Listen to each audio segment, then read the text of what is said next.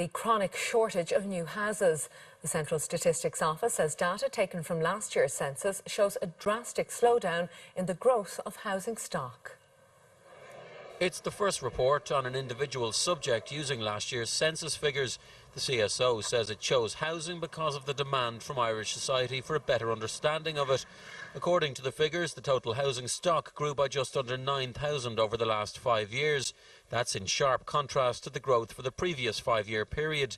There's just over 95,000 households with more people than rooms, and the number of vacant dwellings is down 15%, but it's still over 180,000. There's huge potential around the issue of empty homes. We have a crisis on housing and homelessness. There is a supply shortage of new build.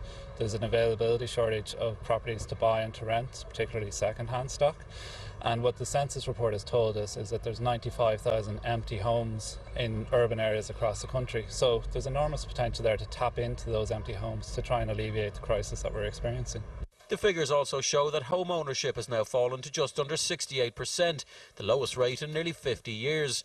More of us are renting, and it's driving up prices. There's been an increase of nearly 17% in the weekly rent paid to landlords nationally. It's more than 20% in parts of Dublin and as much as 30% in Dublin City. When prices move, sometimes they can do so with a lot of volatility, or they can do so quite rapidly. So when prices fell, they did so quite rapidly. When rents go up, then they can also do that quite quickly. The problem is for people who are trying to live with this, their wages haven't gone up by a third and yet their rent has. So it almost acts like a tax on them, and it's very difficult to deal with. This report from Census 2016 lays out the official position on housing in Ireland now. It also shows the scale of the task facing the government going forward. Michael Ryan, 3 News. There's been a call for so-called girlfriend orders to be introduced